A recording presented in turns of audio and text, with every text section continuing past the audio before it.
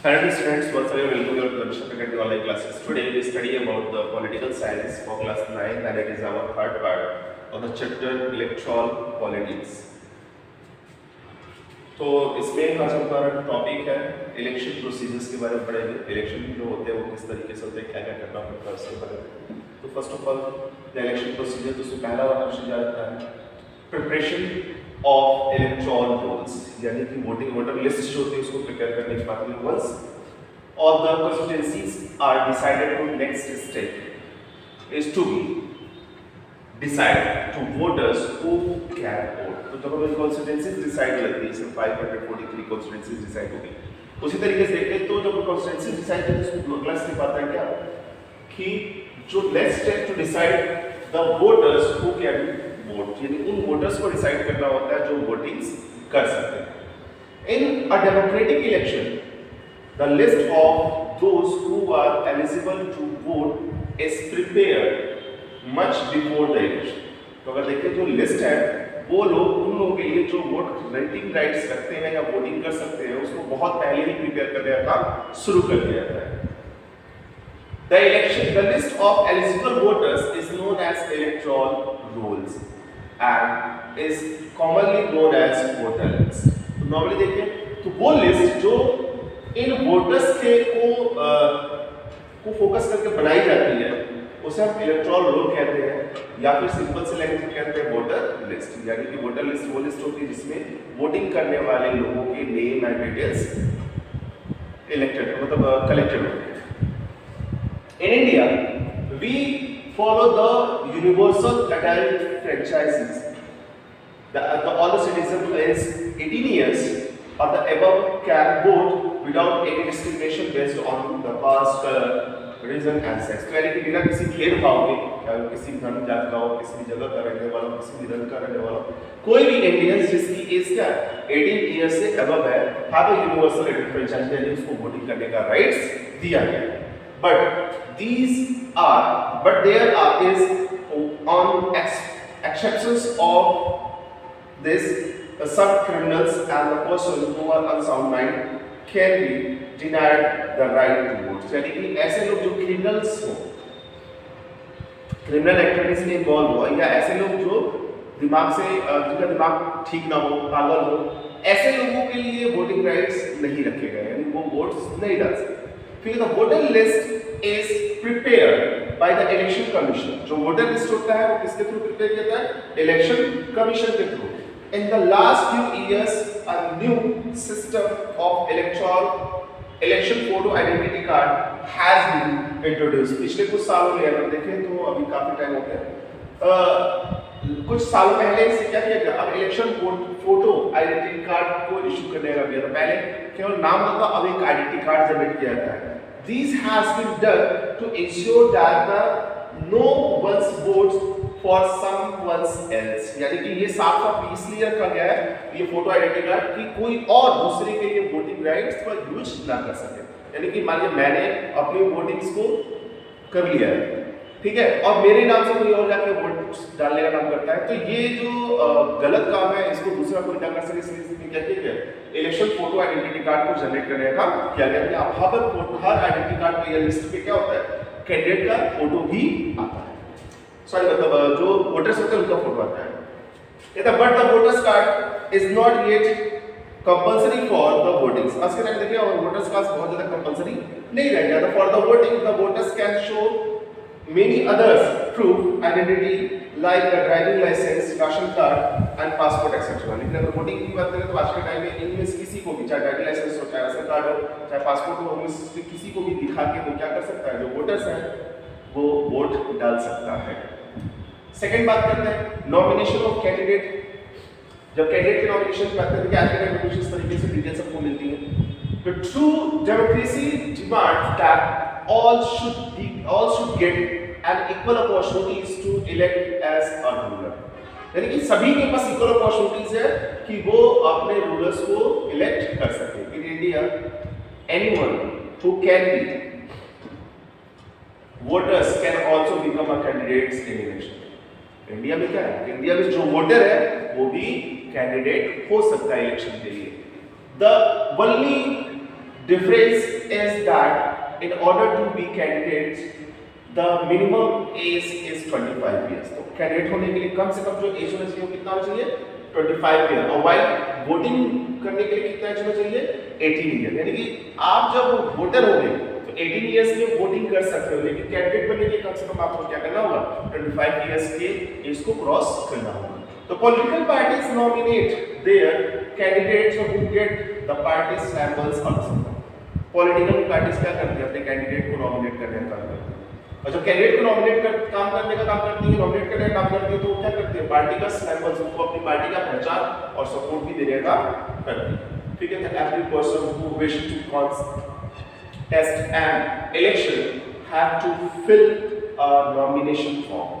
अब यहाँ पे कहता है कि कोई भी व्यक्ति जो कॉन्टेस्ट में पार्टिसिपेट करना चाहता है, इलेक्शन में पार्टिसिपेट करना चाहता है, उसको क्या करना नॉमिनेशन फॉर्म फिल अप करना पड़ता है and deposit some money as a securities deposit, और कुछ पैसों को सिक्योरिटीज के रूप में डिपॉजिट करना पड़ता है।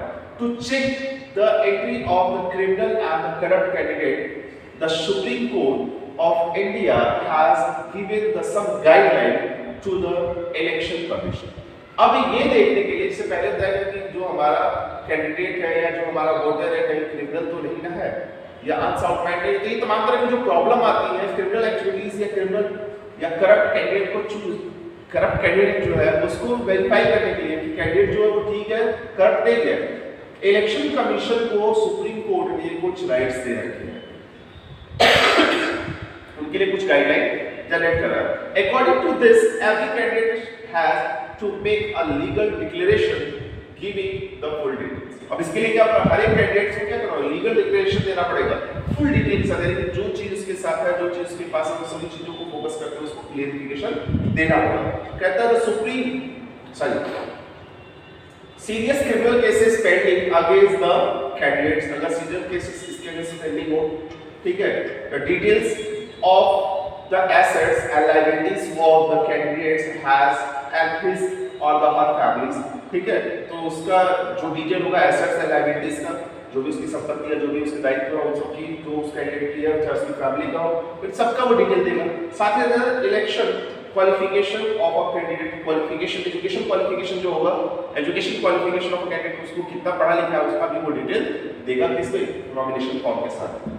बात कर ले this information has to be made public, और ये इंफॉर्मेशन किसके लिए है पब्लिक के लिए, पब्लिक उसको देखती है समझती है। This provides an opportunities to voters to make their decision on the basis of the information provided by the candidate. तो डिसीजन क्या होता है, अब ये जो इंफॉर्मेशन कैंडिडेट के थ्रू मतलब कैंडिडेट के थ्रू डिस्क्लोज किया जाता है, बताया जाता है, उसके बेसिस पे जो वोटर्स होते हैं वो डिसाइड करना उनके लिए आसान होता है कि वो अपना कैंडिडेट किसको चुने या किसे अपने एरिया के लिए रिप्रेजेंटेटिव चुने।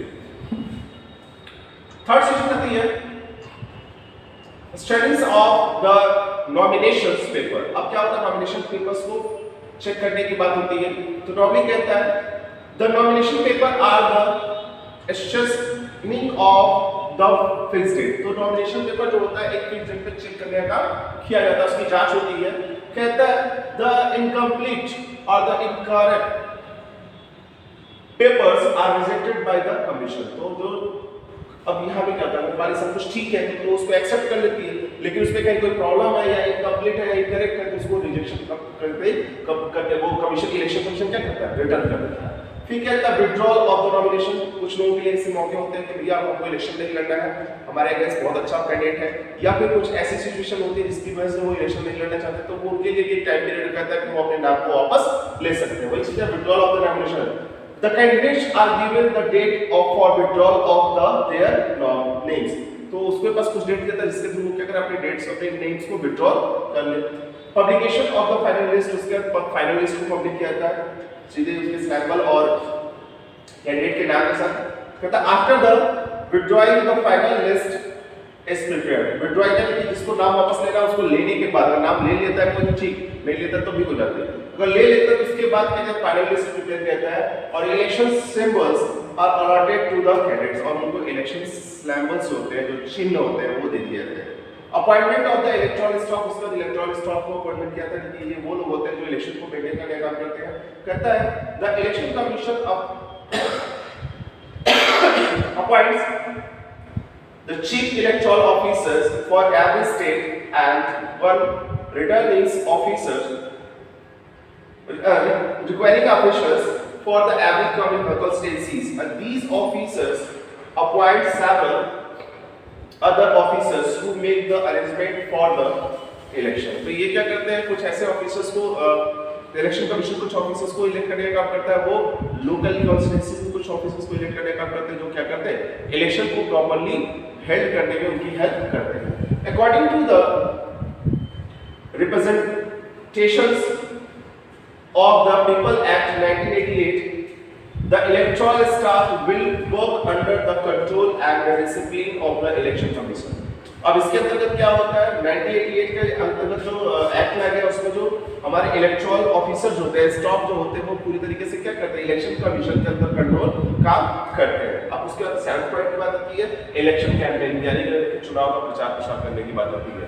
तो इलेक्शन कैंपेनिंग में क्या होती है, when the list of the eligible candidate get printed by the recruiting officers, the different political parties launch their election campaigns. अब उसका क्या होता है, जब इलेक्शन मिल जाते हैं, स्लैम्बर्स मिल जाते हैं, इलेक्शन लिस्ट जनरेट हो जाती है, मतलब कैंडिडेट लिस्ट जनरेट होती है और स्लैम्बर्स मिल जाते हैं, तो जो पार्टियां होती हैं वो फिर क्या करती है, कैंपेनिंग करना शुरू करती है, प्रचार प्रसार करना शुरू करती है, अपने पॉइंट ऑफ व्यू और फ्यूचर प्लानिंग्स के बारे में, जो भी वो चीज जिस भी तरीके से लोगों को अट्रैक्ट कर सकती है उसके बारे में बताना शुरू करती है. मैनिफेस्टो का नाम सुना ही होगा. मैनिफेस्टो क्या होता है, ये वो डिटेल्स होते हैं, कहता है public usually readed announcement of the policies and the interventions species by the political parties. तो ये देखिए, तो जो प्लानिंग पॉलिसीज वगैरह होती है जो पॉलिटिकल पार्टीज करती हैं, जो कहती है कि हम ये करेंगे, उसके बारे में एक अनाउंसमेंट होता है. फिर हम कहते हैं दो it is the best level of the political parties and the candidate free to conduct their election campaigns. और देखिए कि ये बहुत अच्छा लेवल होता है, जिसकी वजह से क्या होता है, जो पॉलिटिकल पार्टीज होती है, कैंडिडेट होता है, वो पूरी तरीके से फ्री होता है. कुछ टाइम पीरियड दिया था उसको इलेक्शन से पहले, उसमें पूरी तरीके से फ्री होता है, वो जिस भी तरीके से चाहे वो अपनी कैंपेनिंग को मेंटेन करता रहता है. और साथ ही साथ ये भी कहता है but it is some time necessary to regulate the campaignings to ensure that the political parties and the candidate get the fair and equal chance to compete. तो अगर ये भी कहता है, ये भी इंश्योर करना जरूरी होता है कि जो पॉलिटिकल पार्टी है, कैंडिडेट है, उनको फेयर एंड इक्वल चांस मिल रहा है. इसके लिए पूरी तरीके से अपनी कैंपेनिंग को मेंटेन करने के लिए. ऐसा नहीं है किसी एक पार्टीज को आपने पूरी कैंपेनिंग का दे दिया कि आप कैंपेनिंग कर सकते, दूसरे को ब्लॉक कर दिया, नहीं. अब दोनों को सेम सिचुएशन देनी.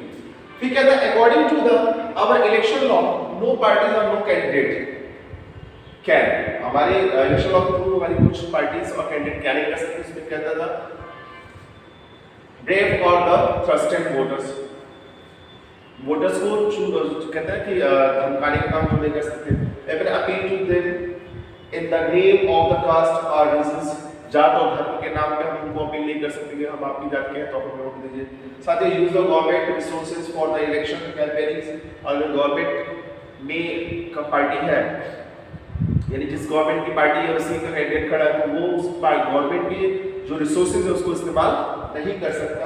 स्पेंड मोर देन 40 लाख इन कॉन्स्टिट्यूएंसीज, 40 लाख से ज्यादा इन कॉन्स्टिट्यूएंसीज में वो खर्च नहीं कर सकता. और सिर्फ फॉर द लोकसभा इलेक्शन और the 16 lakh in the constituencies of assemblies election. Lok Sabha election के लिए वो 40 लाख से ज्यादा नहीं कर सकता और कॉन्स्टिट्यूएंसीज इलेक्शन के लिए वो 16 लाख से ज्यादा खर्च नहीं कर सकता.